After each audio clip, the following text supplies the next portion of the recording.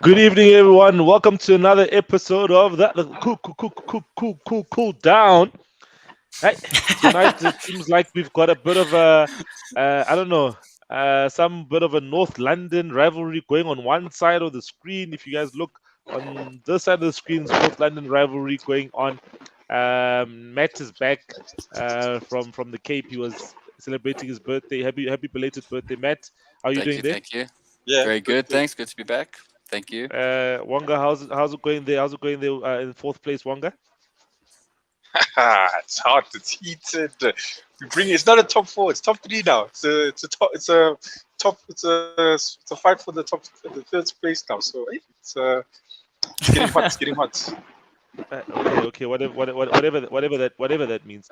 And then Claudio, how you doing there? I see you obviously in a different studio tonight, visiting someone. Is this for the game tonight? What's happening? Yep. It's for the game tonight. We are obviously getting together because it is the second leg of the semi-final, as you are aware, Cyril, because your team's not in the Champions League and my team is, so you are keeping track of that. So we're just getting together and we are going to watch the game.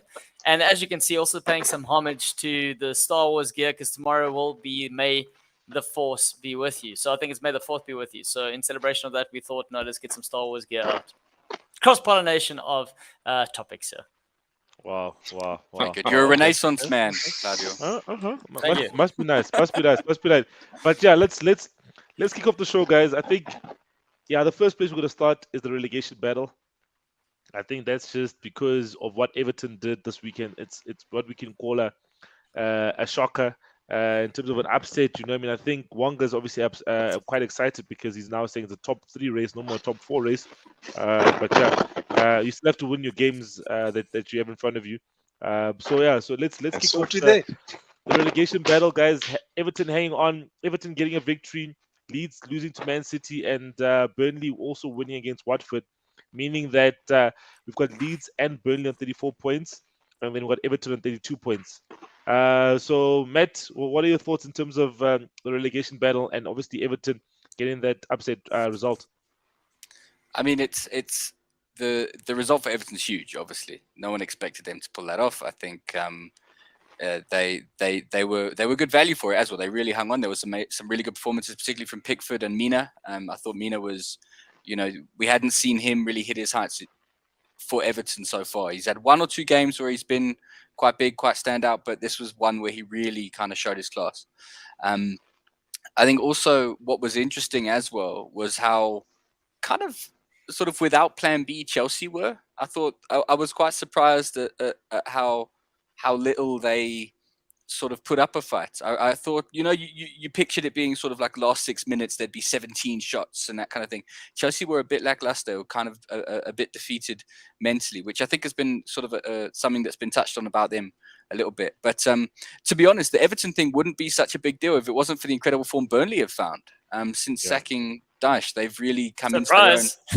Yeah, it's who knew pies like a diet of pies was a bad thing? Who knew that? Yeah, who knew? Give the guys 6 pints at half time. But and they've found some form, and I think that's really shaken up the relegation race. It really could go either way now. I still don't think Leeds are 100% safe. I think they've maybe lulled themselves into it a bit. But Watford, I think probably safe to say are gone now. It's not official, but and obviously Norwich, it's now been confirmed. So Everton with a chance, but they've got a lot to do, and their away form is so atrocious, and 3 of their last games are away. So I think that's where they're really going to suffer. If I checked, I think they're bottom of the form table in the away games over the course of the season. So I think that's where they could end up losing out. So we'll see. Wonga, what do you think, man, in terms of the relegation battle? Obviously, Matt has touched on the fact that it doesn't look good for Leeds, and we know why it doesn't look for Leeds. Leeds play. Who's Leeds playing? Leeds playing Chelsea, I think, next after they just played Man City. So what do you think there? Oh, we've got Warren in the house as well. They're just peeping in and just giving us a little bit of his face. Hey, but yeah, they want to see you. Hey, how's it going, Warren? How's it going, Warren? What's up? How's it going, Warren? Are you good? I'm always good, man. This is- So who do you think is going to go down in the relegation battle between Burnley, Leeds, and Everton? I think Leeds, actually. Okay. I Interesting. think Leeds. Interesting. I think Leeds will drop. Everton, I think, will just make it because they play dirty. I think they're gonna make it through like that. Oh wow. With But you have fireworks to- and outside the team hotels and that kind of thing. Yes, those type of Exactly. things, man.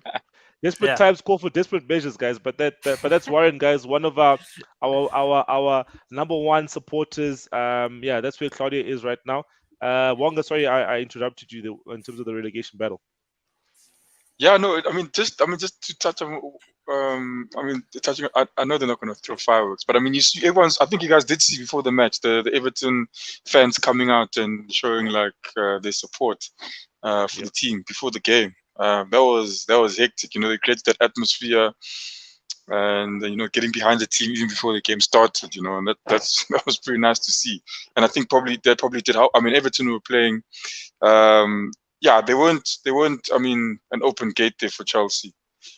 They fought well, I think, and yeah, they did well. Like Matt said, other players they put in the shift there, especially Pickford making one heck of a decisive save there towards the end. So yeah, I think well deserved. The question you have to ask then is, would they be able? I don't know who else they have to play now, but I mean, I think I can't remember how they have to play. But I mean, they're gonna have to do that now for the next for the last few games if they want to stand up in the league. So that's the question: can they do it every game going from now? That's the big question. But it's a good start. I mean, against Chelsea.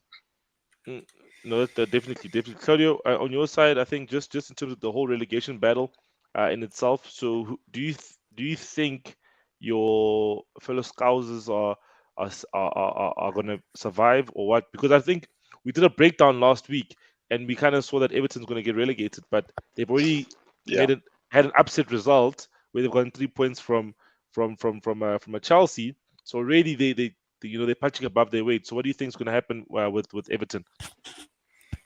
Yeah, I'm not sure if anyone's commented on this yet, but I mean, you saw what the fans did, keeping up the Chelsea team with the fireworks outside the stadium early hours in the morning. So I mean, what's interesting about this whole situation at Everton is that they find themselves in the situation because largely the fans turned against the team and the management and the ownership.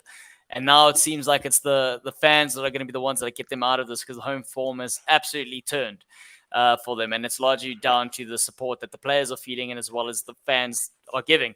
So, yeah, with that support, if that continues, there's no ways they're getting relegated. I mean, it's going to be one of those sort of Houdini last gasp escapes. But I think the trouble lies with Leeds at the moment. And I think Burnley, all of a sudden, they bounce. Like we spoke about, the beers and the pints, diet going out the window. And new manager bounce is there, clearly, for Burnley. So it looks like we might be stuck with Burnley next season. I think Leeds, unfortunately, and it's weird. This result against Man City might just be off-putting. Because coming into that game, the crowd was up for it at Ellen Road. They hadn't lost the game in 4, and then they got punished at Man City, and that's a bit worrying. The manner in which they conceded the goals, how leaky they were, and it's what's worrying about Leeds going up front is when they get into their final third, they are rushing their shots, they are panicking, and it's that Patrick Bamford not being there is the loss. And if you can't take your chances, you always in doubt. And it seems like suddenly Burnley have clear focus up front and how they're going to get points. Everton obviously reliant on the fans. With Leeds right now, that's the only worry. That's the worry. That's where I'm at. I think Everton are going to make it. Okay. Interesting. Yeah, no, Leeds have obviously some tough fixtures lined up. They got Arsenal next, and then they got Chelsea. So yeah, 2 tough games. But also, guys, this is the Premier League. There's no therefore in football. Wanga could be thinking that he's going to get 3 points, and then boom. But yeah, that's enough for the relegation battle. We're going to jump on to something that's a bit more interesting for Claudio, which is a title race going down to the wire. 4 more games to go, Claudio, and it's tight to the top. And you guys obviously have got the same form table. The fact that you guys have won 4 out of your last 5 games and drawn the game against each other. So, what do you think? Where is the momentum right now, Claudio? I think obviously you alluded to the fact that the FA Cup semi-final would have maybe given you guys a boost in terms of the Premier League. But where do you think, where's the momentum? Is it swinging your way? Is it still with City? No, I think right now it's one of those, when you go into a psychologist's office and they got that pendulum going like this. I think the momentum's just going both ways. Neither one of them are stopping right now. It's a bit worrying. When you look at Man City, Kevin De Bruyne didn't start on the weekend. They punished Leeds. Liverpool didn't start Salah. And they also still, look, they won 1-0, but they had control of the game against Newcastle. So it's pretty interesting that both these teams right now, it doesn't look like they're going to drop points. Obviously, Matthew's going to have something to say when Liverpool take on Spurs, but the squad depth in both of them it's come to the forefront, and they're just doing what they've been doing. And the likelihood of Man City dropping points, we've already discussed this. It's very unlikely. And I actually think the Premier League is the one that they're going to end up with, and Champions League is the one Liverpool are going to end up. But at the end of the day, all this talk about quadruple for Liverpool is a bit worrying, because we talk quadruple, and at the end of the day, it could be Man City that walks away with the league and the Champions League, and all of a sudden their season's the one that's the magnificent season. So right now, as a Liverpool fan, we're just taking it in, enjoying every second as it comes. Right now, it's fun. It's a fun time, and it's the best any team's done in an attempt for a quadruple. So we are living that up. Is that a record now? Are we just making records out of anything no, now? It's official. The closest. You've come the I don't closest to know. glory. The closest I don't with know. 7 games. With 7 games. Not winning to go anything. and still being Come on. in contention for all 4. I don't know. It's the closest. Go Google that. I'll find it right now for you. No, There's bound to be a website. We don't Google things where there's actually no actual trophy at the end. We actually we Google where there's a trophy, not records like this. When it's all said and done next season, and they look back and they say that Liverpool won 2 trophies the previous season, no one's gonna be like, Liverpool won 2 trophies and they were the closest ever in a quadruple race. Come on, what is that? Celo, you saw that tweet. That if Liverpool win the quadruple, Man United fans are still going to come out saying, yes, but Liverpool haven't won the treble. That's what United. So let's just take it easy. There, Celo. You have to win the trophies first. You got to walk before you can run. Yeah. But we're not walking alone, and we're enjoying it. So hey, it's our moment. We're shining. Obviously, the only downfall is of Man City and Pep Guardiola. Look, Jurgen Klopp also extends his contract. Good timing for that. We talk about momentum. We talk about all of that. That's another good sign for Liverpool. Pep Guardiola is now the next manager. Is probably going to extend his contract just to keep going with Klopp. So that's something I'm not too happy about. But yes, Liverpool, good times, gents. Good times. Also, you think about these managers, man. Where are they going to go?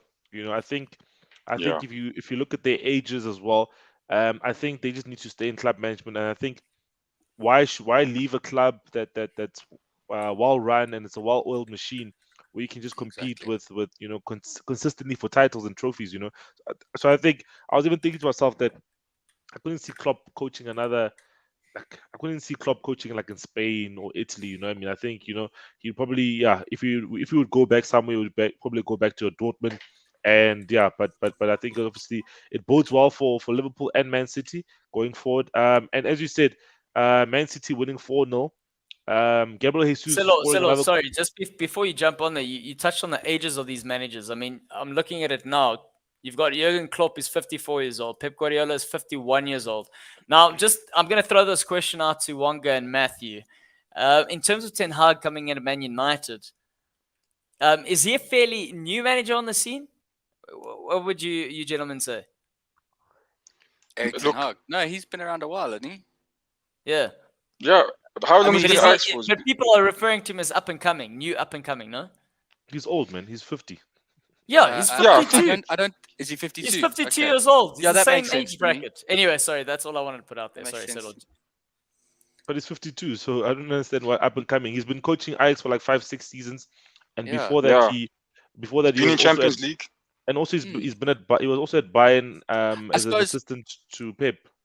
He was, I suppose, in a way, he's new in the sense that he's new to the scene of big league management, big time. He hasn't been spoken about as a big name very long. And in the same way, like a lot of managers, you think they're newish because they were at clubs where they didn't get a lot of recognition. Pochettino was coaching for a long time before he got to Spurs, but it was only really at Spurs that he became well known. Big manager. You know what I mean? And I think Eric Ten Hag's one of those ones where he's been around for a long time, and if you watch quite a lot of football, you would have seen him here and there. But if Mm. you know, if you don't pay attention, he's probably one who would have slipped under the radar. Mm. But also it's a weird one with management because people can manage into their late 60s, you know, and still. I mean, Yeah. poor old Roy Hodgson's probably never going to retire. He's still going to be He's, coaching. he's close to 70. Yeah, he's older than 70 now, I think, isn't he? Someone should Yeah, he tell him probably if he is. doesn't retire, he can't go down, or he can't be given an award in the Premier League Hall of Fame. He has to retire. Remember, for he that to tried. happen. He tried to retire, and obviously retirement was so boring. He came back. Yeah, he's 74. He's 74 years old, guys. Like, come on, let the guy go, guys. But I think he might. Yeah, okay. I'm not say anything bad about him. But yeah, I was saying that Gabriel Jesus, guys, since he's been linked to Arsenal, guys, has been firing in the goals. He does not want to go to Arsenal. He wants to stay at Man City. No, and he's putting in his proving it. CV. He's putting in his CV. Arsenal buy me. Hey, dog. No He's one does showing the us why journey we that must way take it. No, round. man. Wonga. No, man. No one goes but- City to Arsenal. It's you the know, other so journey. yeah, it was quite an easy victory for City. Yeah, and obviously they rotated their squad, and other players got a chance to play. Even a Grealish got to start. What do you guys? I just want to touch on Grealish, guys. His first season at City, guys. Do you think it's been a success, or has it been a failure, or has it just been in between? Matt, what do you think? I think in between. You know, I think we judge him by his price tag a little bit. Well, which fairly is, so. Which is, You have to. Judge well, him he by his didn't price choose tag. he didn't choose He the didn't, price tag. but someone else put the money down, so it has to be factored. But also, Pep didn't choose the price tag either. So he's got this player in his squad. He's not going to play him every week just because he's 100 million. He's got a system. He's going to slot Grealish into that system. So I think he's not kind of, if you look at the season he's had, he's not been one of their star performers, that's for sure. Yeah. But he hasn't been so atrociously bad that people are kind of like throwing rocks at him. You know, he hasn't had a Harry Maguire season, for example. And I think and I think the price tag is a tough one. You will look at it always. It's going to be tainted by that lens. But at the same time, he's not been utterly terrible. But what you would say is that the Man City system is clearly very, very different from the one he was playing under at Villa. 100%. He's definitely not the main man anymore, and that's going to require him to change his game type and how he approaches situations on pitch. So it's going to be an adjustment. I still think he's a quality player. I still think he's going to have a lot to offer City over the course of the next couple of seasons. But yeah, he probably isn't himself massively happy with how the first season went. Though we did sign that interesting deal with Gucci, which I'm sure came as a surprise to everyone. Yeah, it does. Yeah, there's other people who could have probably gotten it, but yeah, that's that. But yeah, Wonga, what do you think about Jack Grealish's time at Man City this season? No, I agree with Matt. He wouldn't be too happy as well. I think I think in terms of your scaling, I think it would be maybe an in between. He would definitely probably wanted to have done more. I mean, looking at what he did at Aston Villa, and I mean, he was with them, got them up, very influential when they were up that season. And yeah, I mean, you're going for £100 million, you're going to Man City. You're going to want to be starting week in, week out. Obviously, you want to do better than what you've done at Aston Villa. But yeah, obviously that has definitely not happened. And yeah, he's going to have to somehow pick it up. This he's going to have to start more games for sure. No, definitely. It's more bang for buck, but it's a competition, guys. It happens at a football club. And yeah, but I think what probably will get Wonga a bit more excited and a bit more energetic is the next topic, guys. You know what I mean? You know. So yeah, so I've phrased it with a question mark, guys. You know, if that North London derby will be the decider, because that's obviously coming up, not this Thursday, but the following Thursday, on the 12th of May. So yeah, so you guys both need to play games this weekend. You know, Liverpool versus Spurs, and then Arsenal versus Leeds. Also, you know, you probably look at it and say, no, it's a given that Arsenal will win, but you're playing a relegation threatened team. And we've seen with Arsenal. Arsenal are doing well against the top sides. They beat Chelsea, they beat Man United, they beat West Ham, so the top sides. But then they lose to Palace, then they lose to Southampton, then they lose to Brighton. So is that maybe a theme that could continue, Wonga, going into the North London derby? Because I think, you know, if you both win this game, and that North London derby will be very spicy. I think for me, I think it's I think even that's why I wasn't really worried, because when we lost those other two games before, was it before the Chelsea game or Man United game? I can't remember. But it was, I mean, even Tottenham were doing the same thing. They'll beat the big teams. I think Tottenham started the season off by beating Man City. Clean clean. And yeah, I mean that's how the season went. And I think even now yes we get beaten by Brighton, but Brighton also had a good run of form after beating us as well. I think they ended up drawing against. I think Tottenham even couldn't beat them. You see, so yeah, I can't even lie to you. I guess the Leeds I really don't know, but the advantage about the Leeds is that they're very open. They're going to be coming. They're going to be coming like crazy, but they are really not anymore. Are they still as open, or is it? I don't think they you know, are. is it, yeah, not Man City game aside, they've been quite tidy at the back since. they've been Jesse very Marsch tidy at the came in. back. Wonga, don't you think about it, Wonga? If I you look see at against Man City, they Yeah, but that's Man City, bro. against Man They got City, Jesus, what you got. they were good. No, they were good Wonga, until they conceded. But They were good Wonga, until they let's look conceded. at let's look at their past. Let's look at I their was like, past. Let's look at their past 6 results. Right, they lost 4-0 to Man City, 0-0 with Palace, beat Watford 3-0, Yes. drew 1-1 with Southampton, beat Wolves 3-2, beat Norwich 2-1, and then lost to So that's last 6 games. They've won 1, 2, 3. They won 3 games and drew 2 games and then lost the 1 game. So it's 1 loss in 6, which is quite good. I feel. Nice, decent. Mm-hmm. I agree with you. But I think I do think Arsenal does. It's not going to be easy. I won't lie. It's not going to be easy. Like look at Everton. Everton, they're fighting. I thought Everton. There's no way. Not even any support for the fans could help them, but it actually did. And I mean against the Chelsea. So against the Leeds, it will be tough. And again, it's it can really go anywhere. I can't even lie to you. I won't even lie to you. But obviously, I want my team to be on top of that, and I think they can be on top of that. To be honest, I think they can be. The one guy who is worrying, and I said I'm happy that they are playing him is Tavares. I don't know what the hell's happening. He's not feeling like it's the first season. He makes lots of mistakes, man. But I'm happy they are playing him. Obviously, the tyranny is not there. No, he'll get better. He'll get better, man. He needs to step up a bit. He's making a lot of mistakes. Silly passes. I mean, things that passes that he doesn't have to give away. He's giving them away. So he's probably the only concern I have at the moment in Arsenal. Wonga, you're freezing a bit there. But I think maybe he's about to talk nonsense. Can you guys still hear me? No, yeah, you can. We can. But Claudio, what do you think before I go into Spurs a bit as well? What do you think about this top 4 race in terms of Arsenal and Spurs and how they've been going about it? And obviously, I think yes, they've been up and down the last 10 games, but the last obviously this weekend they both won their games. Putting pressure on one another. Spurs was 4th, and then Arsenal had to just draw against West Ham to go back to 4th, and then obviously they did one better and they won the game. And then we got the big match coming up next week Thursday. So what do you think in terms of these two sides going into this top 4 battle? Wongas is a top 3, but I think let's get past this weekend and then we can maybe call it a top 3.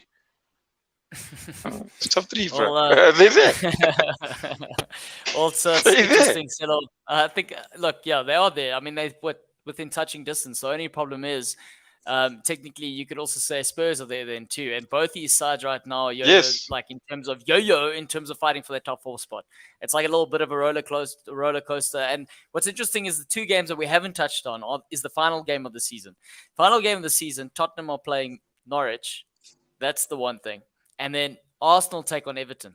So if I'm looking at this as a neutral, obviously who would you rather face? An already relegated side at the end of the season, or one that's fighting to? Yeah, exactly. So I think it's going to come down to the last game of the season, personally speaking. I think touching distance their side, Wonga's been super, super confident. So I will have a great smile on my face if it doesn't happen. However, I'm still going to side with Arsenal right now, largely because I think momentum is in their court, and Spurs right now with the whole contest situation being up in the air, even though they're saying it isn't really, I think it's still whether or not what's going to happen to Spurs at the end of the season. Is Kane going to go? Is he going to stay? Is Conte going to be there? Isn't he going to be there? So I think that's going to cast a lot of doubt with regards to the outcome in terms of this final 4 race. No, definitely. I think it is very interesting. There is a lot happening right now. There are certain players in each team that are in top form. I think Nketiah has done well since being the leading man at Arsenal now. He's done well up front, leading the line quite well.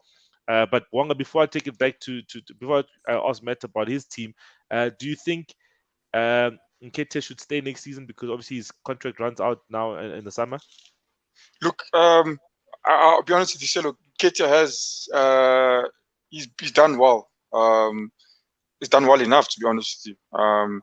He's pace up front. We don't have that, and I think that's what's helped him actually get his goals. Most of us got the pace, and he put the ball behind the net. I think I've actually seen now that he can actually finish quite well. If obviously he makes the right decisions, but I just wonder now if Arsenal go sign a better, Arsenal can sign a better striker. They can find a better striker than him. And the question is, if they sign him now, does Nketiah get the game time that he wants? No. And it's Nketiah's not going to gone, happen. Wonga. Nketiah, they're playing because so they've got no other alternatives, and what they're trying to do is they're driving up his price for when they do want to sell him in the summer. exactly, and I don't No. think It's a free not it's a free contracted. transfer. It's a Yeah, free he's not transfer, Claudio. contracted. It's a free transfer. Oh, shit. Yeah, so they're just that desperate. Yeah, he doesn't want to. I mean, he would have signed if he really wanted to stay and compete. And I mean, obviously he's aware of the Lacazette situation. They know what's going on in the club when he hasn't signed. Austin has offered and he hasn't signed. So I think he's gone. I mean, I don't think anything happening now, especially, is not going to change it, because I think he even knows they can just go sign someone else and he'll be in the same situation. I think it's even better for him to go. To be honest with you, I think it would be best to go. But I'm very impressed with the way he's performed the couple of games, despite him being unhappy at the club. Okay, no. Then now, why probably Matt came back on the show today?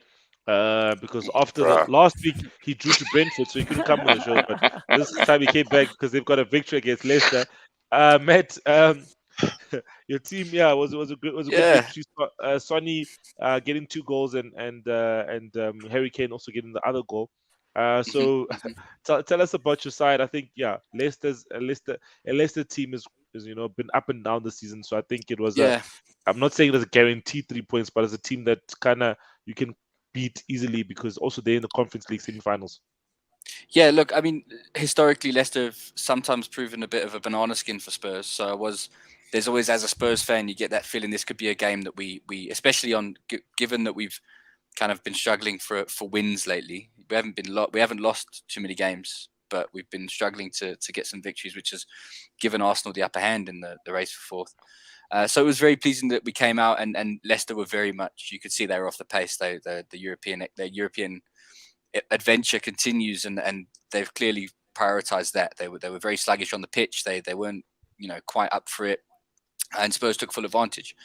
Son was in amazing form when he has a good day. Spurs has a good day, and he really did turn it on. Cuti Romero as well, just phenomenal from the back. He is such an awesome player. I saw this cool tweet. Someone said the atmosphere in the North London derby is going to be so huge. Romero's just going to cut someone in half. He really goes for it. So it was a good result, and I think it keeps that race for fourth alive. For me, the big worry is not so much right now the North London derby, but it is this coming weekend. I think Liverpool are they're the metronome. They're churning out results. They're playing they've got a system. They've got a squad. Everybody knows their job. They clearly have, as much as they're not getting overly excited about it in the media, it's clear that as a squad they're talking about that quadruple, and they're geared towards it, and they're tackling each game as a step on a path. And I think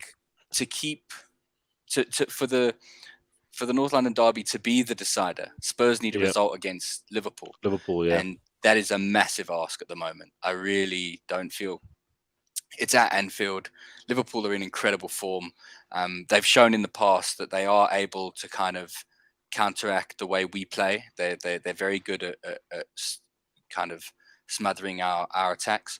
So I agree with Claudio that mathematically it's probably going to go down to the last day to decide the top 4, and it is still possible that Chelsea could, mess it up and drag themselves into the race for fourth, which would be just really funny. But I don't know. I don't know if we're going to pip Arsenal. As much as it pains me to say it, I do really think it's going to be. I think, and fair play to Arsenal. None of us, throughout the show, we've often discounted Arteta as the manager. We've been, making a lot of jokes about it. But fair play to him. He's just what? Collect the seat. We know Vieira's there. He's waiting in the wings. Yeah, exactly. So that's probably why he's done it this season, because he woke up and saw Vieira waiting and was like, "Oh, I better actually do my job." So yeah, and look, they got the results when it really mattered. No one would have. I don't think many people were giving them 6 points against United and Chelsea, and they pulled it off. So fair play to them. But I would really love it if Spurs and Arsenal match each other this weekend. If we lose to Liverpool and you guys lose to Leeds, make that North London derby really exciting. I think that will be phenomenal. It is at White Hart Lane, so I think it gives us perhaps a slight upper hand in it. Although these derbies, it all goes out the window. And let's see how it goes. I've got an interesting permutation for what happens this weekend. Spurs lose to Liverpool, right?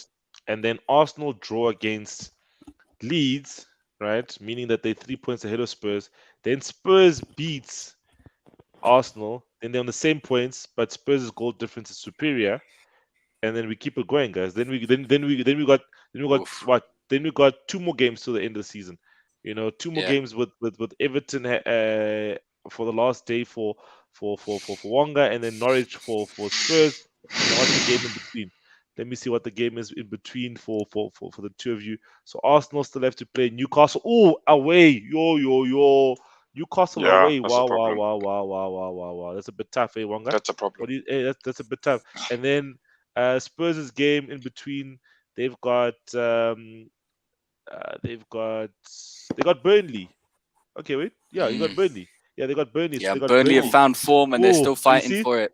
You see, so you both of you have to play actually Wonga has to play 2 of the relegation teams, which is Leeds and Everton, and play Newcastle away, which is very tough. And then obviously play Spurs, and then Nick Matt's got Liverpool title chasing team. They've got Arsenal. Then they've got what did I say? What I said Burnley, which is also relegation threatened, and then they've got Norwich. So I think we can only give Nick. So Matt, why am I saying Nick? Ah, man, Matt. So we all look the same. Cello. So we can only give Matt. So you guys don't actually look the same. So that's we can only give Matt 3 points. So I'm giving Matt 3 points against Norwich. I'm giving Wonga. Ooh, where am I giving you 3 points, Wonga? Well, look, the Newcastle one, as tough as it is, Spurs went to St. James Park and got 3 points. With the new Newcastle, with the new team. Yeah. Not long ago. Huh? You can Google me. Okay. No worries. Yeah, but and I think we actually talked about it on the show, and I was saying it showed that Newcastle have made incredible improvements in terms of their organization, but they're not. They've still got a long way to go to start talking about European qualification stuff because they do still lack the quality. You guys have a purple kit, right? Yes. The third kit, yeah. It's the half. You guys were wearing purple. I remember that game. You guys were wearing purple. So you are quite right. But it's interesting. You'd expect Arsenal to pull it off when they've got, because Newcastle by then aren't going to have much left to play for. They could well have their sandals on by then, and so I think Mr. Claudio with the permutations. Where's Wonga's 3 points? That's a good question. Leeds. I'm not even gonna dare say it, because whenever I think they're gonna drop points, they tend to get 3 points. So maybe the question is where they're not gonna get the points, and those are the games they're gonna turn it around. Wonga's going, yeah, that's what his team's about. Am I right there, Wonga? I think Wonga gets a maximum of 6 points in the last 4 games. Sure. No. That's I don't know about that. Look, that would make me very happy. But I don't know. I think Arsenal they have shown. So that means you get 9. Yeah. Okay, so Celo, this is what I'm gonna say here. They're gonna lose to Leeds at home. That's gonna happen. They're gonna draw to Tottenham, so that's 1 point. At what? Then Then they're going to lose to Newcastle, so that's nothing. They're out. They're out. They're out. They're not going to make Champions League. But and then they got Everton. Nah, they're done. They finished. Wonga, you guys are done. Enjoy the ride. Enjoy the ride. One I'm glad that one thing I staff can is keeping your neck warm. one thing I foresee happening is that Matt and his boys will not beat Burnley, so they'll get a draw or lose to Burnley. So that's what I see is they'll get a draw or not beat Burnley. Although I think but- we but- might but- have but- Hmm?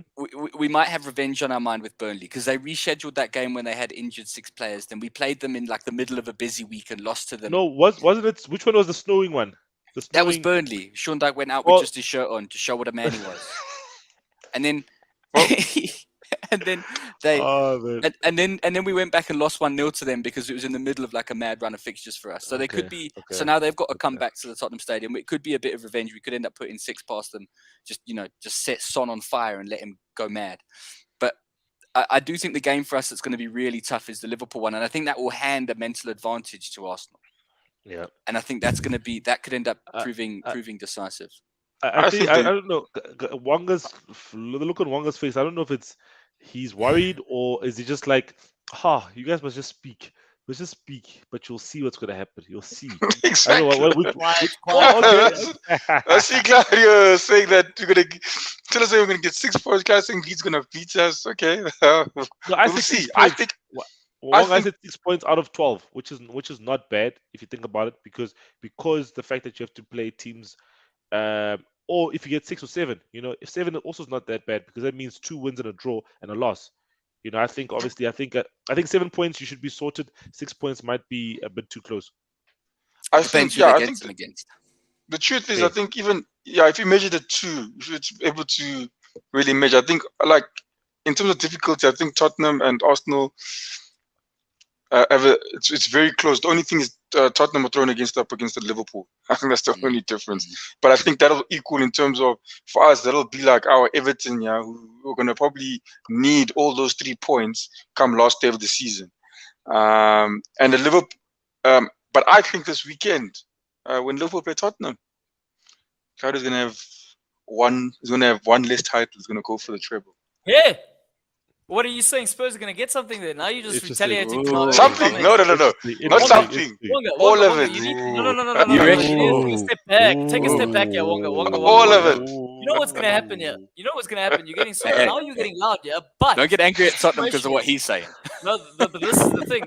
Is Tottenham are going to get flattened on the weekend, and it's going to help you guys, and you're still going to make Champions League with 1 point. You're going to get flattened. You're taking over a 1-0 against Newcastle, and you're going to flatten Spurs. I mean, I'm sorry, Matt. Did you watch the game against Newcastle?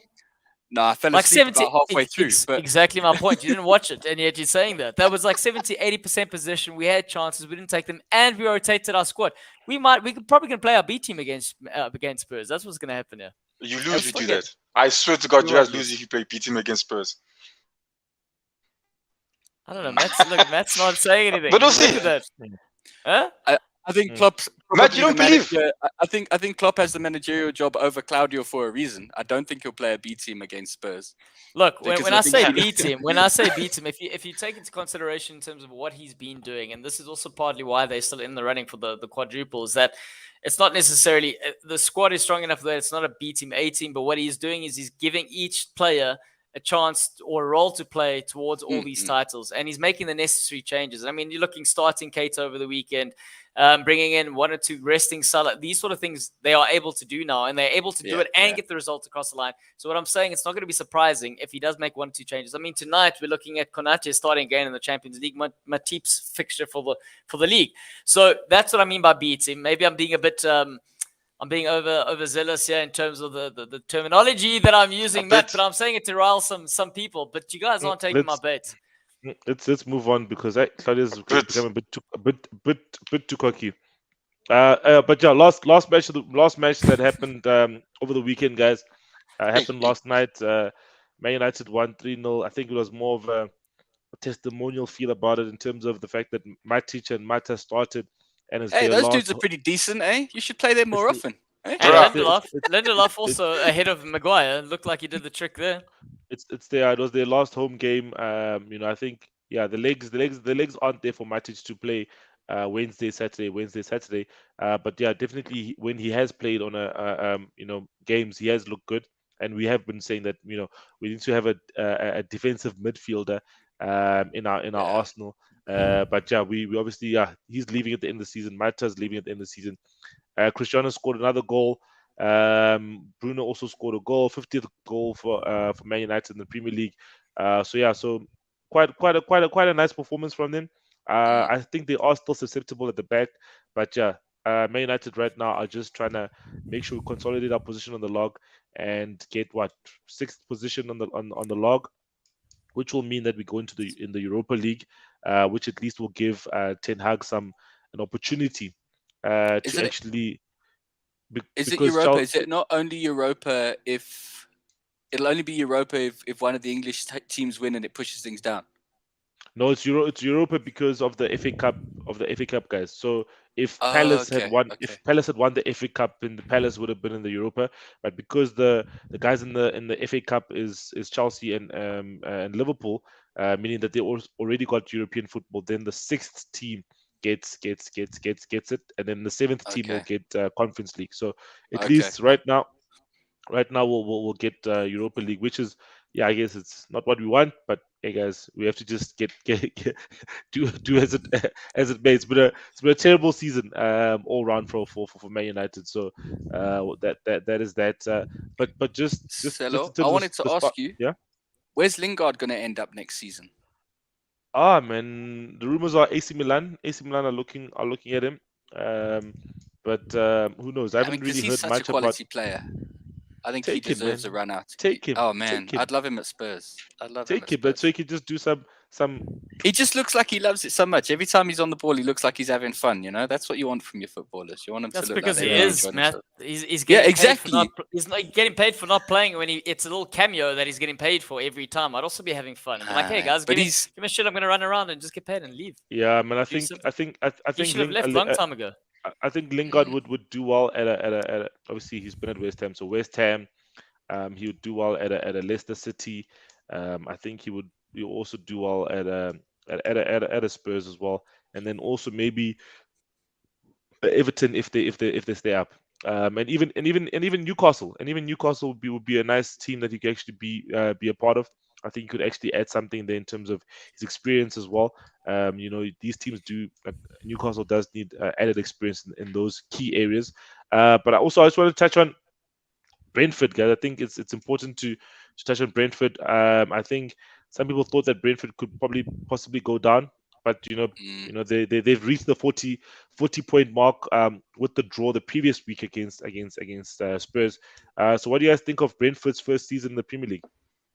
It's been Let phenomenal. me, let, let me ask you, Matt, first. Yeah. I think it's been really good. I think it shows the importance of long-term planning and having a good management structure in place and understanding the project at every level of the business. I think also the impact that Ericsson has had since he joined there also has been phenomenal. And what a good news story, what a feel-good story that is too. And I think it also shows that there are other ways to do it. I think they didn't spend millions and millions and millions when they came in. I mean, obviously Ericsson was a fairly big signing for them, but they didn't break the bank. They've come in quite smartly. They had a system that worked. They've stuck to it, and they've performed really well. I do think they're going to have the second season's going to be a tough one for them. They're going to have to really kind of think about stuff because we do see sides often get found out in their second season when people figure out their systems and stuff.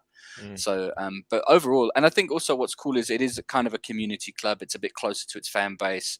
They've kind of stuck to their roots and their guns in terms of how they do things, which I think is really cool. I won't go so far to say it's a family club, Claudio, because I know you've kind of copyrighted that for your club.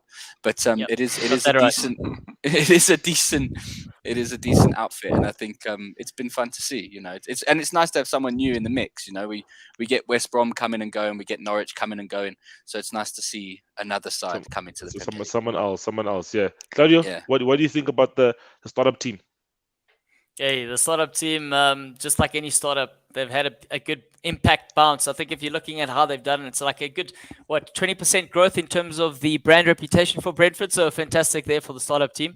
I think when we're looking at it, if we're looking at Christian Eriksen, the impact, it's a Danish coach, a lot of Danish players there. You speak a Danish owner, very big on data and analytics, similar to the approach that you could argue that Liverpool are doing with regards to their transfers and Red Bull, Leipzig, and the likes of. So, like Matt's touched on, the methodology is there, the structure's there, the belief in the sort of project is there. So, it is something to build upon. I think the Christian Eriksen's sort of impact was immense for them in terms of this latter part of the season. And the question is, where does he go after this? Does he stay there and continue to be the big man at Brentford? Because we know they're going to want to keep him. But the question is, is there still more room for, or is there room for him to do something else at a bigger club, or can he go to Newcastle and be the main man at Newcastle? Nah, I mean, he there needs to are go to- rumors he that needs to Ten go top Hag six wants side. to. There are rumors Ten Hag's been looking at bringing him to Manchester, which also would be a fantastic move for the Free player. transfer. Could you Free imagine? transfer. Could you imagine having him in there with Cristiano up front? Could you imagine that? Yeah, that No, would be solid. it's a good cheap option. I think definitely a 30-year-old player, free transfer, give him a 3-year contract. You really don't lose out much. You give him 120,000 pounds a week, then it's sorted. You don't really lose out much, and he's a hard worker. And I think obviously he's a positive influence as well. So I have read those rumors, but yeah, we'll see what happens. I think that's the wrap for the Premier League, and then we're gonna just focus on the Champions League. The These are champions. the champions. Yeah, Claudia, because it's your team, but let me hear what Wanga has to say, because Wanga has some insights on Villarreal, probably Gonna keep Juma, yeah. and oh guys, can I take this guy off? But yeah, Wonga, tell us what you think about this match. Liverpool going to this tie with a 2-0 lead from the first leg. I didn't watch the first leg, but Wonga, what do you think? What do you think Villarreal can do in this game? Villarreal can just attend. That's, I think, the most they can do. They must definitely arrive. It would be very bad form for them to just be like, nah, not today. I think that's the most they can do. I think, yeah, look, I mean, they're the only good player. Well, I mean, they've got many good players, but I think the most dangerous player they have, there's a Danjuma. And I don't think, to beat Liverpool, you can't be a one-man team. It's going to definitely need a whole lot of you. They did very well against the Bayern Munich. But Bayern Munich were all over the place. You had Manuel Neuer on the halfway line at some point. And I don't think Liverpool will be like that. They've shown time and again that they can win against teams like this. So I think, they'll take it. But for me, I'm chilled at that. I prefer Liverpool to go to all the finals, all their 4 finals, Listen and to this guy. come with nothing. I knew that was coming in. No, Wonga. That's not going to happen there. But look, I think what's interesting from Villarreal perspective, I think, look, we are getting loud from our side with the 2-0 lead, but Villarreal's a tiny city, only 50,000 people. So that stadium, the whole town's going to be in that stadium. And it's depending on how they start. If they start really well, Villarreal, which they have to do because they can't do what they did at Anfield. To be fair, they just try to hang on at Anfield and they try to keep within touching distance for the second leg. And if they come out guns blazing and they get the first shot on target, there's going to be a noise there. And that could be the factor that rattles one or two Liverpool players, a player like Konate, who is young within the back 4 there of Liverpool, who will be starting tonight. So that's their best hope. But is it going to be enough? I don't think so. You've already touched on it there, Wonga. It's probably not going to be enough. But that's, from my side at least, I'm hoping it's not enough. But that's the best chance because they can't do what they did in the first leg because it's going to be absolute domination and it's just going to be a matter of time until Liverpool get the next goal that puts them through to the final. Yeah, Matt, what do you think in terms of this match? I think Claudio's right. I think Villarreal were holding on at Anfield. I think they were probably a bit disappointed to concede 2. They're probably hoping they'd come back just 1 goal behind. So I do think they'll start very positively. I think they're going to go for an early goal to rattle things and try to open it up. That said, I think, like I mentioned it earlier, Liverpool they've been metronomic in this. They've planned every movement towards. They've got their eyes on the prize. I don't think they'll be rattled. I think even if they concede an early goal, I don't think we'll see them get overly flustered. I think Klopp has got a plan. I think they'll probably have prepared for what will happen if they do end up conceding. I think the Villarreal have some decent players. They're not they didn't get hit by mistake. Like they knocked out Bayern. They've played some big Juventus. names as they've gotten there. They've knocked out Juventus. So this is and Emery's proven that once you get away from Arsenal, it's not so bad management. You can do this thing, and I think he'll have his own plan place. He will be going for that early goal. He will be looking to unsettle Liverpool a bit, but I do think Liverpool are going to come through. I think Villarreal will probably get a goal during the night. I think it'll probably end 1-1 on the night. So I think Liverpool are going to come through. Okay, so we already have Matt's prediction 1-1 there. Wanga, what's your prediction? I think it'll be another 2-0 to Liverpool. Another 2-0 to Liverpool. Claudia, what's your prediction there? Yeah, I think there are levels, and Villarreal have exceeded expectation. And so I'm going to say not 1, not 2, but 3-1 to Liverpool. That's what I'm going to say. But Villarreal will score. But that's going to be towards the end of the goal, towards the end of the game. Liverpool are going to climb up, get the little lead, and then they're going to take the foot off the pedal, make a few substitutes. Okay. Let's see what happens. But those who can see at the bottom of the screen, that's the Villarreal starting lineup there. So Rui in goal, Foyth, Albiol, Torres, Estupinan, Lo Celso, Parejo, Capua, Coquelin, and then Morena and Dia. So no Danjuma in the starting lineup, but let's see how they fare. And then tomorrow Moreno's playing. Yeah, so two Spurs, two former Spurs players, or 3. one loanee and one former Liverpool player there. Yeah, Capua. Capua used to play for Spurs as well. I forgot. Gents, we're going to win the game with the fact that Moreno's playing alone. That man can't defend, and with our players, they're going to rip it. Where's Danjuma? He's not playing. Yeah, that's starting. Yeah. So then tomorrow, guys, we've got the big one. They gave us a great first leg last week. What a great performance. In terms of both sides, attacking flair. Benzema, Vinicius Jr., Bernardo, his goal, De Bruyne, Mahrez, all these guys, all these talents that were on show last week, guys. I think, Matt, I don't know if you watched the game last week, but just in terms of this tie, what do you think? What do you think is likely to happen? Oof. This one is unlike the Liverpool one. This is still really up in the air. Real Madrid were they. I think how do you put it? Like Claudio's right. There's levels, right? And Real Madrid are exactly at this level. They know how to do this. They've been here before. Modric has just found that new energy. He's controlling games again, like he was 5-6 years ago. So I could see Real Madrid turning this around. I could see Real Madrid absolutely running riot, winning by 2 or 3 goals at home. That said, we know Pep loves to beat Real Madrid. We know that he's been to this stadium a lot. He's not going to be easily intimidated. That said, he also has form for overthinking the big ties. So really, this one could go either way. It'd be very difficult to pick a winner here. And the funny thing is, watching the first leg, it's I think it'll be very different this time for a Man City. Because last week they tried to play the Stones on the right back, but then he had to come off, and then they put Fernandinho. They put Fernandinho, and he had to go up against Vinicius. And me and my cousin were sitting there, and we were saying that, look, this is definitely what Vinicius would want, is to put Fernandinho on his side, and it actually, I think that played out to the advantage of Madrid. But you could see even. Wonga, but Fernandinho got an assist as well. Don't forget. Yes. So the same thing he tried to do, he actually worked from the first time, where he got in front of Vinicius, cut off the ball, and then went down the line and crossed the ball, and there was a headed goal. I think it was Jesus or someone headed the goal in, and so he got an assist, and then obviously Foden got the header. So they obviously did something wrong. So I think obviously those things equal each other out in terms of his contribution, and something took away from the game. It's just discipline, though. The discipline at right back when you're making those challenges is something different to a CDM, and that's exactly it. He got excited for the one he did earlier, and then he got caught the second time. Yes, but I'm saying, like, in terms of the game being open as well. Cancelo should be back tomorrow because you're suspended for the first leg.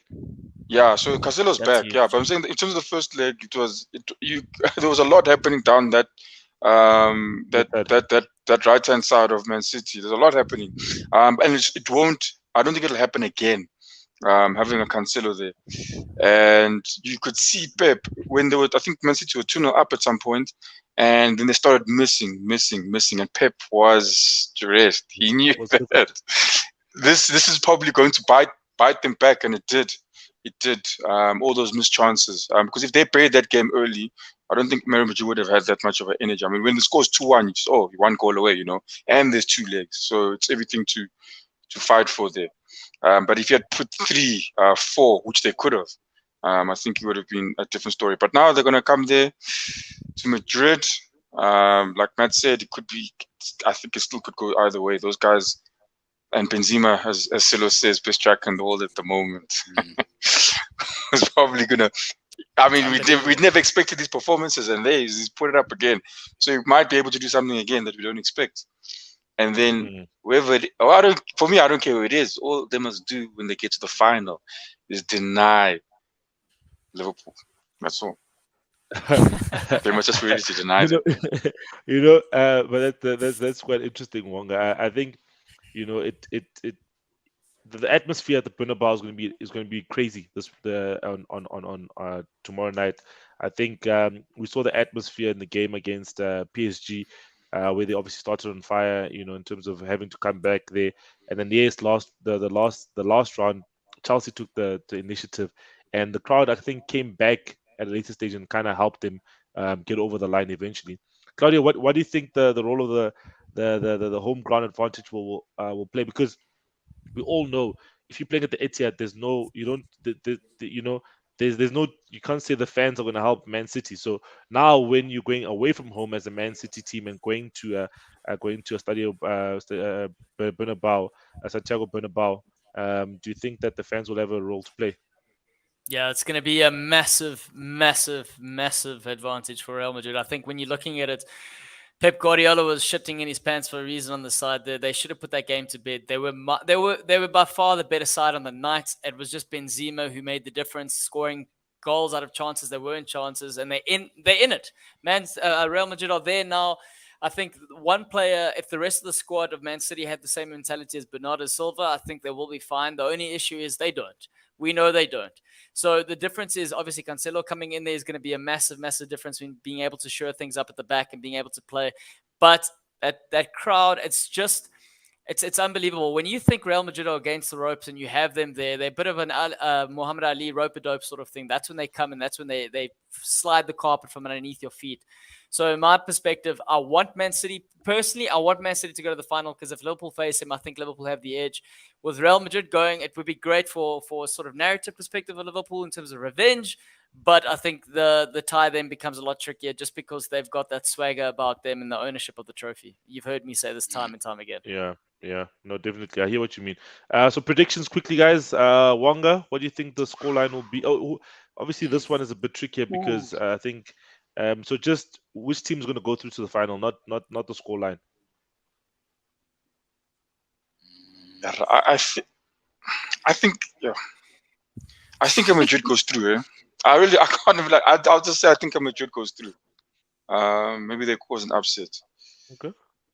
But I really don't know. I'm not even sure about that one. Yeah, I wouldn't be confident at all. If I have to pick one, I'm going to say I think Real Madrid are going to just edge it. But I do think it's going to be another entertaining game. I don't think it's going to be a boring one. I think there'll be goals in it. It's going to be 4-2 or 3-1 or something. Yeah, I mean, it could even go to penalties, to be honest. I think it's going to be one goal difference. But yeah, I said last week it's going to be Real Madrid, and I'm going to stick with that. Real Madrid in the final. Celo, what about you then? No, I think it'll be a draw. I think this game's going to be a draw, and then Man City's going to make the final. I just see it's tough. The only one saying that. That's interesting. Weren't there more Man City finals earlier? I think Nick said that. I said it. Did you not say Man City? I've said it. But you saw the way Real Madrid played. I didn't know Benzema could do that. This new kid on the block just emerging out of nowhere. Yeah. All these players. Do you think Wenger wanted to sign him years ago? Guys, while we're on the topic of Real Madrid, guys, I think it would be remiss of me not to mention this. Carlo Ancelotti wins Saw his that. fifth title in a fifth different league. So yeah, he's won the title with PSG in France. He's won the Bundesliga with Bayern. He's won the Premier League with Chelsea, and then he's won the Serie A with AC Milan, and then he's won now the La Liga title with Real Madrid, guys. So just in terms of like this achievement, where does he rank in terms of like greatness in terms of managerial managers? Obviously he has won he's won, I think, 2 Champions Leagues with AC Milan, and then the Champions League with Real Madrid as well. So 3 Champions Leagues, and then also, this record that no one has ever done. Where does he rank, guys, in terms of greatest managers of all time? It's a He's one of the greats, right? He's proven in himself adept at, not. I think he's the first manager to win a title in all 5 of those countries. Yeah. He is immense, and I think that ability and that adaptability is not something you come across very often. He also has the most impressive eyebrows in world football, which I think a lot of people often overlook. And that might be actually some of the success, because he moves country to country. Language is a barrier. There's players from all over the world. But when he leans in and pops one up, you're in trouble. It doesn't matter what he's saying, if it's English. Like that, exactly, Claudio. Like how Claudio did. Yeah, it could have been him. You could have been Mr. Calling. But yeah, so I think he's definitely one of the greats. It's you can't rank managers the way, I don't think, like footballers. How does he? Because But- and also because how do you compare him to someone like interesting Ferguson? Because Ferguson he won a lot more titles, but he did it in one place with one team where he was everything about the club. So it's a completely different thing to measure. But yeah, phenomenal talent, incredible manager. But in terms of, I would say, at least from the 90s to now, if you got to rank him, he's definitely within the top 5, top 3. He has to be, in terms of that ability to connect with players in different teams, different clubs. He's just got also, fun fact, I mean, he smoked throughout his entire professional career as a pro footballer, and he hasn't stopped doing that as a manager, which is quite interesting. But, I mean, the ability in which he gets the players to play for him is, I think, before Klopp, obviously, Klopp had his thing, and now we all talk about what Klopp does with players. But I think Ancelotti was definitely one of the first, or one of the greater managers in terms of doing that of the last No, he's a couple of years. great man manager. I think he's done so well. I think also getting the best out of Vinicius as well has been something that people are not looking at. Vinicius last season, he was getting in great positions and so on, but his decision making was very questionable. And I think this season he's just making the right decision, being dangerous, scoring the goals, assisting as well, and being a part of the team. And so I think Ancelotti's helped that with that a lot. But yeah, we've come to the end of the show, guys. Unfortunately, it's been a great show. An hour's just flown by. I think it just shows the the people on this show are easy to listen to. Or I think so. I lost track of time even. Yeah. But yeah, guys. Final thoughts. What's your final thoughts there? Wonga Denga, the Dengasaurus. Final thoughts. It's a fight for third place, man. That's my final thought for today. Nice one. It's definitely Chelsea, Tottenham, and Arsenal fighting for third place. Okay, Matt. I don't think we spoke enough about Wonga's scarf. I think the fact that it's double wrapped, I think that was an interesting choice. It's a lot of scarf on apparently not much neck. So I think, remember last season it was the beanie that kept coming and going. I think The sponsor didn't come, Matt. That's why what happens with this. Yeah, he's like, they don't want this. I'm going with this. So can you please get him a scarf sponsor this year? If the good people of Gucci are looking for someone to partner up with Grealish, to help show off some of their accessories, Wonga is right here. Yeah. Just comments in below the video. We'll get back to you. Thanks very much. Also, fun fact: that scarf comes from Emirates, the Emirates Stadium there. So at least he's keeping it. He needs to go back there to get another scarf, maybe. Anyway, from my side is, if Ancelotti was a painter, I think he would be Jackson Pollock, because he managed to get the players to express themselves on an open canvas, and he inspires confidence. That's Ancelotti for me, and those are those words towards him. But Liverpool are still in it for the quadruple, people, and the dream will continue after this evening. That's what I'm ending off with. Okay, wow. Okay. My final thought, guys. Claudia and I attended a beautiful wedding on Saturday, guys. Congrats to Tsapang and Mulabeheng for getting married. You know, Tsapang's one of our viewers, but probably doesn't comment. He probably watches the show afterwards. But yeah, congrats to them. And yeah, if you don't know what to be, Be cool. Be cool. Cool. cheers, guys.